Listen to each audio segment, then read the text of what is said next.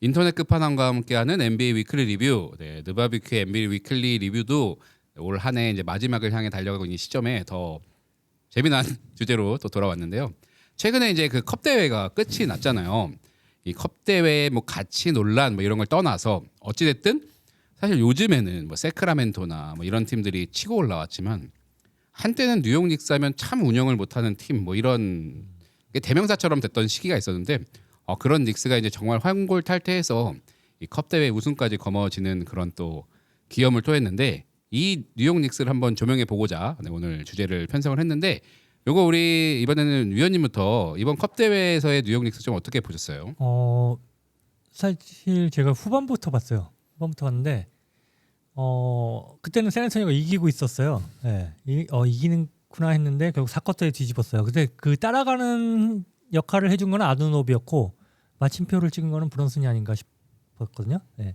역전을 했고 그걸 잘 지켜내면서 결국은 우승을 했는데 웬반야마가 이날 부진했는데 할머니가 돌아가셨다고 하더라고요. 그래서 부진했고 결국은 뉴욕이 역전승을 하면서 우승 트로피 하나를 챙겼죠. 근데 컵대회 우승에 뭐 크게 정규 시즌에 영향을 미치거나 이런 건 아니기 때문에 이걸 빨리 잊고 정규 시즌을 잘 치러야 되겠죠. 오늘 일단은 연승을 이어갔어요. 역전을 하면서 오늘도 6연승을 달리고 있고 뭐 순위는 지금 2위까지 치고 올랐기 때문에 동부가 열려 있는데 역시 뉴욕도 우승 후보다라고 생각을 합니다. 알겠습니다. 석주님도 컵 대회에서의 뉴욕 닉스 어떻게 보셨어요? 우선 결승전만 놓고 봤을 때는 샌안토니오가 잘 할 수 있었던 요소들을 뉴욕 닉스가 다 잘 막았다고 생각이 들었습니다. 3쿼터까지 앞서 나간 건 분명 샌안토니오가 맞는데요. 이게 자세히 보면 이날 경기에서 뉴욕 닉스의 정규 시즌에 대한 약점을 자신들이 잘 보완해 왔다는 느낌 많이 받았거든요. 이 팀이 페이스가 되게 느린 팀이에요. 뉴욕이. 근데 이날 미첼 로빈슨이 공격 리바운드를 10개를 따냈거든요. 그러면서 샌안토니오가 속공으로 나갈 수 있는 기회들을 다 차단을 했어요. 그러니까 이 세컨드 찬스 득점은 뉴욕 닉스가 많지 않았는데 상대가 치고 나갈 기회를 뉴욕 닉스가 뺏으니까 하프코트 오펜스로 계속 끌고 들어가니까 샌안토니오가 반격을 못하더라고요. 그리고 저는 다시 한번 느꼈습니다. 해리슨 반즈가 수비는 잘하지만 왜 골든스테이트가 이 선수를 새가슴이라고 하면서 다른 팀을 보냈는지 마찬가지로 결승전에서 3점 빵개. 아니 근데 팀에서 4옵션 하는 선수가 뭐 새가슴이기 때문에 우승 못한다 이건 말이 안 되는 거고. 그래도 그러니까 세상 그러니까 제 눈에 봤을 때 그냥 그 자기네를 면피하기 위해서 버리고 듀란트 데리고 온 거지 뭐. 골든스테이트 어렸어. 어쨌든 뭐 그렇게 많이 느꼈습니다. 이 선수. 뭐 어쨌든 갑자기 뉴욕 닉스 분석하다가 해리슨 반즈 디스로 끝나는 평소에 좀 악감정이 있으셨나 봐요. 네, 지나가는 얘기였고 어쨌든 어둠의 골스팬 이런 거 아니에요? 아니요. 네. 그러니까 어쨌든 뉴욕 닉스는 본인들의 약점을 잘 메꿀 플랜을 짜왔고 샌안토니오는 웬반야마가 제 기능을 해줬지만 본인들이 잘하는 걸 평소보다 잘하지 못했다라고 정리할 수 있을 것 같아요. 군자의 복수는 뭐 30년이 지나도 그런 맥락이 좀 떠오를 정도로 그 99년도에 그 닉스와 샌안토니오가 그 월드 시리즈 파이널에서 만났는데 그때는 이제 샌안토니오가 이겼는데 4승 1패로 이겼죠. 규모는 작지만 어찌됐든 타이틀 하나를 이제 뉴욕 복수를 이 정도면 복수라고 할 수 있을까요? 뭐 그때 기억하는 애들이 있을까요? 아니 그래서 더블 드리블님이 여기 나오셨잖아요. 그 자기 유튜브 채널 거기 올리셨더라고요. 26년 만에 복수를 위해 뉴욕 닉스가 간다고. 내가 볼 땐 스파이크리 외에는 뭐 별 감흥이 없었을 것 같아. 근데 이 닉스가 이제 뭐 잘한지는 좀 됐잖아요. 사실 뭐 한 2년 정도서부터 이제 조금 태동을 해서 지금 이제 정말 잘하는데 이게 사실 그 컵 대회라고 명명하기가 좀 힘든 게 이게 사실 인 시즌 토너먼트다 보니까 컵 대회에서 있었던 모든 경기들 결승전 빼고는 이제 시즌에서의 이제 결과들인 거잖아요. 근데 전체적인 올 시즌의 어떤 흐름을 봤을 때 닉스가 위원님이 말씀하신 것처럼 뭐 동부 패권 자리를 정말 노릴 만한 팀인지 이건 석주님부터 한번 간략하게 좀 말씀해 주실 수 있으실까요? 일단 제가 기본적으로 선호하는 느린 공격을 잘하는 팀이라서 저는 훨씬 더 플레이오프에서의 확률이 있다고 생각해요. 뭐 철저히 하프코트 오펜스를 위주로 전개가 되는 팀이고 그 중심에 브런슨이 있고 기본적으로 요즘 농구에서 선호하는 자원들이 다 있습니다. 스트레치 빅인 타운스가 있고 수비 좋고 활동량 많은 아누노비도 있고 핵심 에이스 브런슨 있고 그러니까 뭔가 구조도 그렇고 실제로 팀을 운영하는 방식도 그렇고 뭔가 핸드농구를 역행하는 것 같은데 요즘 농구가 원하는 요소들 다 캐치하고 있어요. 그래서 저는 뉴욕 닉스 충분히 앞으로 페이스를 끌어올리면 충분히 우승 후보라고 생각합니다. 그럼 굳이 가능성을 퍼센테이지로 우리 예측을 해보죠. 예측에 좀 재미가 들렸거든요. 닉스가 그 동부지구를 이거 뭐 정규 시즌 순위를 말하는 게 아니라 결과적으로 파이널의 한 축이 될 가능성은 몇 퍼센트라고 보세요? 컨퍼런스 파이널 진출 확률 저는 60% 이상이라고 봅니다. 컨퍼런스 파이널. 컨퍼런스 파이널. 그거까지는 사실 2위이기 때문에 예측이 좀 쉬운데 제가 말한 난이도는 파이널까지. 파이널? 네. 그러니까 디트로이트나 뭐 이런 다른 동부지구의 강호들을 동부지구 강호가 또 있나 싶긴 한데 몇 프로로 보세요? 네, 동부를 근데 먹을 저는 확률. 네. 변수 없으면, 그러니까 건강 변수 없으면 저도 파이널도 60% 이상이다라고 봐요. 그러면 사실상 1등인 거네요. 왜냐하면 디트로이트가 너무 잘하고 있는 것도 맞거든요. 근데 저는 감독 이슈가 좀 있을 것 같아요. 뭔가 제이비 비커스테프 감독이 정규 시즌은 되게 잘 꾸려 나오지만 이 플레이오프에서 단기적인 변수를 극복하는 모습은 아직까지 못 보여줬기 때문에 뉴욕 닉스가 사실 파이널 진출할 수 있는 기회가 많다고 늘 2시즌 전부터 들어왔잖아요. 이제는 성불할 때가 됐다. 새로운 감독과 함께. 근데 마이크 브라운은 큰 경기에 강한 감독. 파이널 한 번 가고 뭐 그다음에 르브론과 함께. 항상 와서 팀 잘 꾸린 것처럼 보이다가 결국은 쫓겨나는 시나리오를 계속 보이고 있죠. 쫓겨남의 아이콘이죠. 네. 그럼 슬픈데요. 위원님은 뉴욕 닉스의 어떤 동부지구 재패 가능성을 몇 퍼센트로 보세요? 저는 반반이라고 봐요. 반반. 디트로이트도 만만치 않고 뉴욕도 만만치 않고 두 팀이 가장 강해 보이긴 합니다. 뭐 물론 뭐 클리블랜드 우리 얘기하겠지만은 클리블랜드가 지금 망가져 있기 때문에 견제할 만한 팀이 많이 보이지 않는다고 보는데 지난 시즌처럼 또 인디애나 같은 팀이 또 나올 수도 있긴 하겠죠. 하지만 근데 지금으로 보면은 뉴욕이 반은 갈 가능성이 있다라고 생각을 합니다. 그 디트로이트나 뉴욕이나 저희가 뭐 디트로이트 특집은 아닙니다만 어찌됐든 뉴욕 닉스 같이 이제 챔피언 자리에 도전하는 팀은 당연히 라이벌 팀을 언급을 해야 되니까 그 5대5 연안에 있는 두 팀인 거잖아요. 사실 그 디트로이트 좀 떨어져 있나? 5대5 연안에 있죠. 근데 이제 미시간주니까. 그 두 팀이 전통적으로 네. 그 두 구단과의 히스토리는 좀 어때요? 디트로이트하고 어디요? 뉴욕이요. 뉴욕은 여기 5대5랑 좀 떨어져 있죠. 저 뭐라 그러나요? 저기 서부 해안에, 서부 해안에 있고, 디트로이트는 중부에 있고 한데 디트로이트하고 뉴욕이 예전에 한 50년대쯤에 좀 붙었던 적이 있을 거예요. 근데 큰 둘 다 우승은 못했었고, 그때 뭐 준우승 몇 번 둘이 했던 적이 라이벌리 있었고, 같은 거는 라이벌리는 사실... 거의 없다고 봐야 되고요. 크게 라이벌 연관은 없는. 저도 떠오르지가 않아가지고 없다고 어떤 봐야 걸 되겠네요. 뭔가 거친 농구를 했던 팀들 같아서 맞붙었을 때 정말 치열한 경기들이 나왔을 것 같다라는 혹시 그런 어떤 생각 때문에 한번 여쭤봤는데. 근데 어떻게 보면 80년대 중반부터 거친 농구를 했었잖아요, 디트로이트가. 그리고 뉴욕이 거친 농구를 시작한 거는 펜라일리가 LA에서 넘어온 다음이잖아요. 그러니까 디트로이트가 펜라일리의 레이커스와 붙었던 거잖아요. 그러니까 그 시대가 조금 다르기 때문에 거친 농구를 했지만 세대는 안 맞는다 이렇게 보면 될 것 같고, 또 2004년도 막 우승할 때 이때 또 뉴욕이 못했을 때이기 때문에 겹치지가 않아요. 좀. 그게 정말 역사가 돌고 돌아 지금에 와서는 두 팀이 뭔가 정말 어떻게 보면은 NBA를 대표하는 구단들이잖아요. 두 팀 다 굉장히 오래된 전통의 명가인데 우승과는 참 오랫동안 인연이 없다가 뉴욕은 70년대에 성불을 했고 디트로이트는 89년에 성불을 한 거잖아요. 그러니까 구단주들이 대부분 다 둘 다 부자였기 때문에 많은 투자를 했는데 성과를 못 내고 있다가 결국은 뒤늦게 구단주들이 바뀌고 성불을 했죠. 알겠습니다. 이 소리가 있을 것도 같은데 없는 좀 아이러니한 관계의 두 구단인데, 석준님한테는 뭐 준비한 내용 있으시겠지만 먼저 요 질문 한번 드려보고 싶은데, 또 뉴욕에는 또 아픈 손가락이 하나 또 있잖아요. 어떻게 보면은 댈러스 매버릭스에서 루카 도치치와 함께 굉장히 다이내믹 듀오 같은 모습을 보여줬던 제일런 브런슨이 지금 이제 뉴욕의 왕이 된지도 뭐 꽤 됐는데, 이 선수는 좀 어떻게 보세요?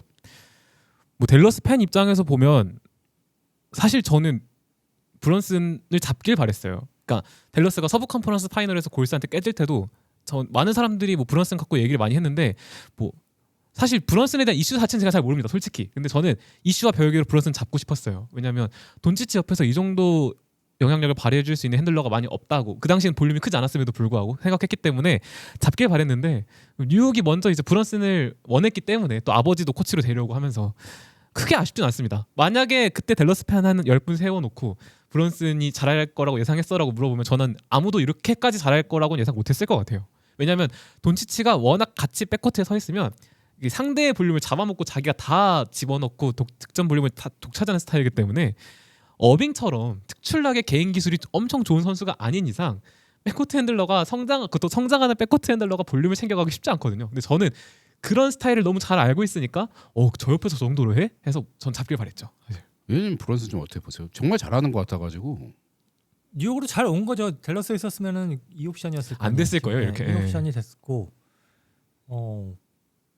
저는 뉴욕에서 만개했고 자신에게도 좋고 뉴욕에게도 좋다고 생각을 합니다. 그리고 지금 뭐 이미 입증도 해나가고 있잖아요.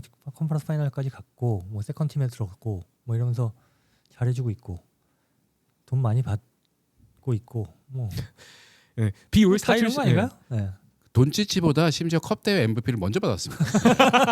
지금 컴파엠까지 많이 이번에 받게 파이널은 되면 먼저 갔습니다. 돈치치. 파인더는 이제 돈치치가 먼저 갔지만 그때 이제 컴파엠이 없을 시대였기 때문에 제가 볼 때는 브런슨이 커리어적으로 이제 돈치치를 조금씩 위협하고 있는 게 아닐까라는 그런 생각이 드는데 이건 농담이었고 그 빌라노바 대학 출신이잖아요. 근데 저는 원래 이 정도 실링의 선수는 당연히 아니었던 저도 아니라고 생각했어요. 네. 빌라노바 대학을 뭐 우승을 이끌었지만 그 멤버들이 진짜 다 탑급 선수고 뭐 드래프트에서 뭐 엄청나게 주목받았던 선수를 아니거든요. 네. 그래서 이 정도 클 거라고 생각을 안 했는데 생각보다 너무너무 잘해주고 있고요.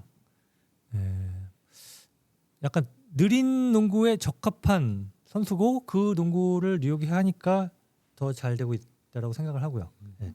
근데 올해 뉴욕 보면은 그러니까 이게 아마 방송될 땐 바뀔 수도 있겠지만 현재 오펜시브 레이팅 2위예요. 작년에 5위였는데 이게 올라갔어요. 그 가장 큰 이유는 올해 트렌드 중에 하나 그겁니다. 공격 리바운드에 대한 비중이 굉장히 올라갔어요. 공격 리바운드가 현재 3위예요. 3위. 13.6개. 지난 시즌보다 3.6개를 더 잡고 있어요. 그러니까 3.6번의 슛 기회를 더 작년보다 더 얻어내고 있다는 거. 그렇다고 턴오버가 많잖아요. 턴오버로도 플러스 5. 그러니까 1.5번의 슛 기회를 더 상대보다 가져가고 있습니다. 그러니까 전체적으로 5.1번의 슛 기회를 더 가져가면서 공격 효율이 올라갔고 넷 레이팅도 지금 4위. 그러니까 굉장히 중요하다고 생각했는데 그 중심에 역시 미첼 로빈슨이 있죠. 미첼 로빈슨이 컵 대회도 10개를 잡았지만은 기본적으로 공격 리바운드가 좋아요. 우리가 저희 컨퍼런스 파이널 때 리뷰했었잖아요. 미첼 로빈슨이 와서 공격 리바운드를 잡아내면서 상대에게 기회를 많이 뺏는 거 굉장히 중요했다. 이런 얘기를 했고 결국은 주전까지 올랐었잖아요. 근데 올해 그래서 주전으로 썼는데 별로였어요. 그래서 벤치로 내린 이후에 9승 1패를 하고 있습니다. 지금. 그래도 나름 유틸리티 제가 이말 하려고 했는데 나름 유틸리티 자원인 게 투빅도 가능하고 원빅도 가능하고. 근데 이 선수 가장 치명적인 약간은 자유투가 너무 안 좋아요. 너무 이렇게 안 줄 수가 있어요. 거의 최악 아닌가요? 20%대고요. 이번 시즌 최악이에요. 그럼 허를 찌르는 질문. 드러먼드랑 미첼 로빈슨 중 누가 더 최악의 자유투 슈터인가? 안드레 드러먼드와 지금으로 보면 미첼 로빈슨인 것 같고요. 네.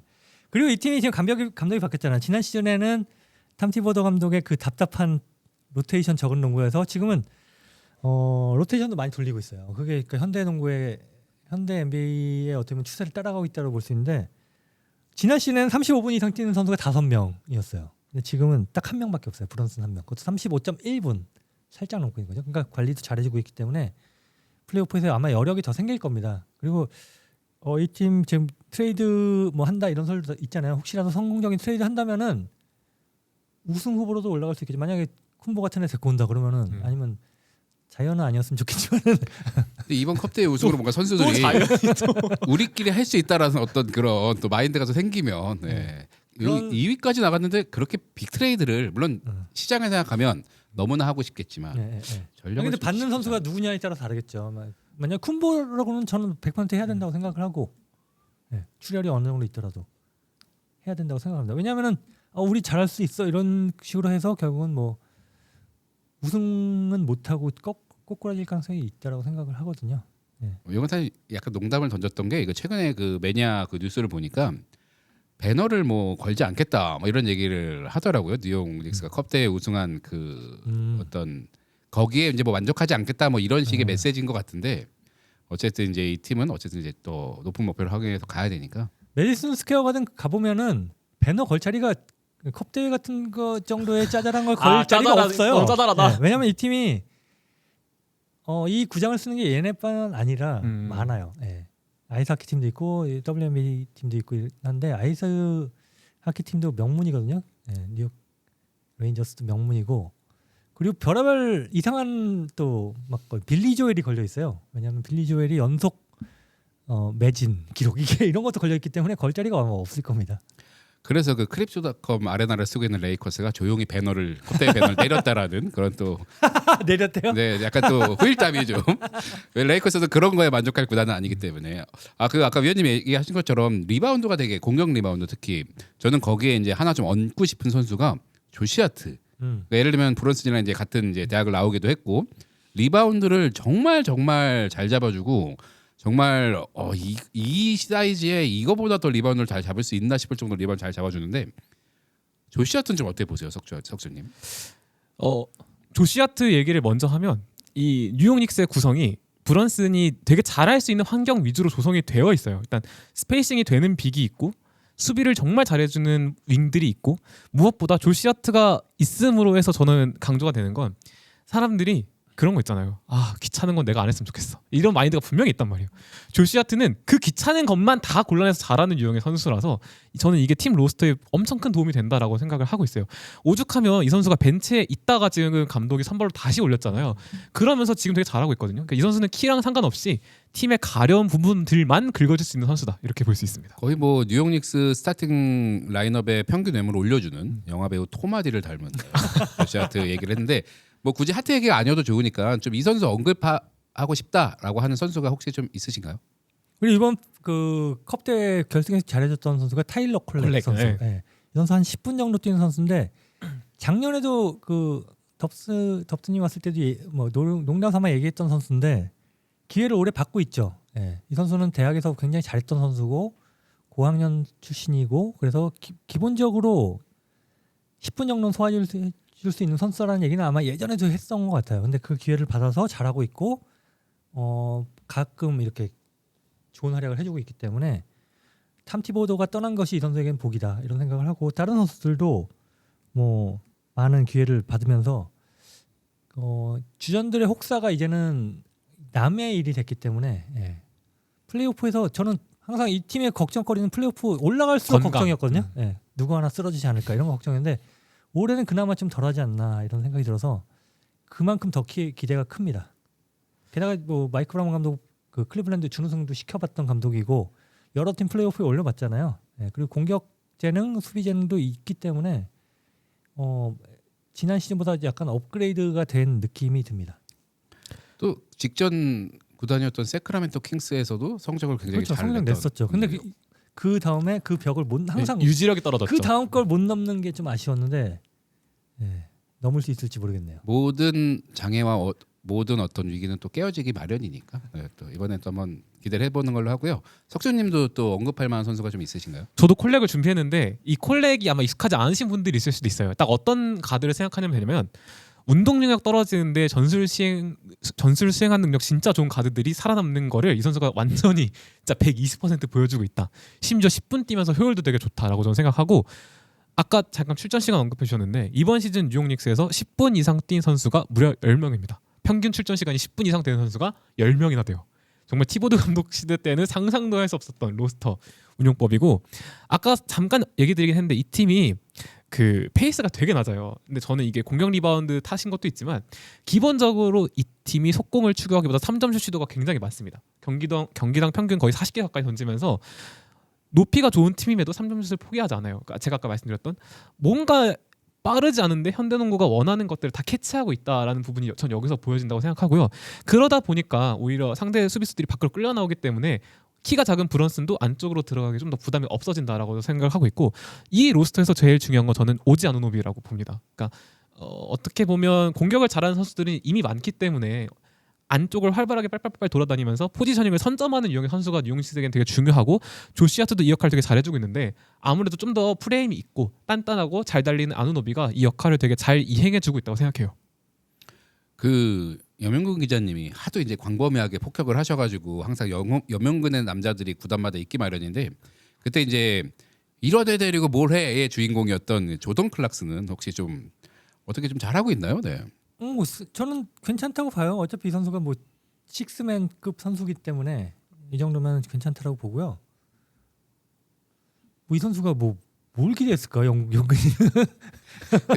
특유의 그 약간 그런 기질이 있는 선수들을 약간 비선호하시는 경향이 있으니까. 약간 뭐 난사하고 이런 기질이 네. 있어서 아마 싫어할 수도 있겠죠. 근데 뭐 식스맨이기 때문에 그 2차 기록이나 뭐 효율 이거보다는 그냥 기본적인 득점을 뽑아내주는 능력은 있기 때문에 저는 잘 데리고 왔다. 벤치가 약해서 사실 인디애나에게 발렸잖아요.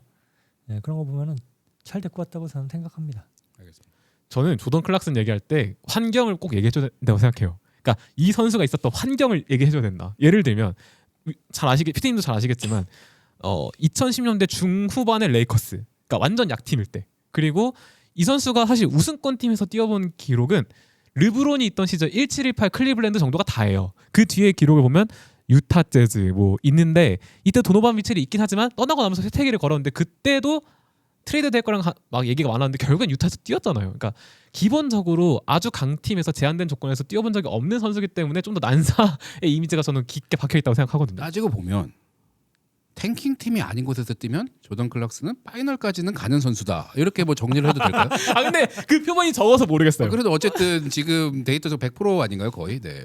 그러니까 미첼이 있을 때도 유타에 있긴 했는데 사실 미첼의 유타가 엄청 높은 곳까지 갔다고 평가하기 힘들잖아요. 그러니까 기본적으로 그 우승에 가까운 팀에서 제한된 롤을 맡으면서 뛰어본 경험이 거의 없기 때문에 사실상 이번 뛰어질 때가 두 번째 시험 때라고 봐야 되고, 사실 저도 동의해요. 이 선수한테 기대하는 거는 에이스 쉴 때 득점 볼륨 채우는 거 말고는 사실 기대하는 게 없을 거기 때문에 그 역할만 놓고 보면 전 나쁘지 않다고 생각합니다. 알겠습니다. 사실 뭐 이제 그 컵 대회를 우승했기 때문에 저희가 이제 그 한번 기리는 마음에서 이제 이 특집을 준비한 건데, 사실 닉스 같은 경우는 3월, 4월까지도 저희가 계속 조명을 해야 될 팀이기 때문에 지금은 그냥 다 대략적으로만 닉스를 짚어봤. 그때 좀 덥드님 나오나요? 덧드님을 한번 모셔야죠. 왜냐면 저희가 첫 번째로 영근이랑 같이 약간 그래서 그때랑 자리도 바꾸게 앉아가지고 약간, 근데 웬만하면 염 기자님이 흔들리질 않으시니까 그 약간 우승하고 말하세요. 약간 이런 느낌으로 하실 수도 있으니까 덧드님 좋으시겠다. 그죠? 네. 제가 봤을 때 덥드님 나오면 사람들 댓글창이 더 재밌을 것 같아요. 예, 약간 더블 드리블님 유튜브 댓글 보면은 그 닉스가 잘할 때보다 지거나 아깝게 쓸 때 댓글창이 폭발하거든요. 아 그때 딱 느바비큐에서 딱 모셔오면 그래서 실제로 뉴욕 지라고 많이 응원하신대요. 네, 컨텐츠를 위해. 네. 농담입니다. 조회수를 위해서. 응원하는 마음보다 컨텐츠를 만드는 사람은 경기 결과보다 컨텐츠 각을 또 먼저 보는 또 그런 또 습성이 있기 때문에. 알겠습니다. 뉴욕 닉스 같은 경우는 어찌됐든 진짜 뭐 봄까지도 저희가 계속 조명해야 될 팀이기 때문에, 만에 하나 지금 뉴욕 닉스를 팔로우하지 못했던 분이 있다면 이번 저희 방송을 계기로 좀 재미나게 지켜보는 그런 시즌이 되시면 좋겠다는 말을 마지막으로 오늘 리뷰는 이렇게 마치도록 하겠습니다.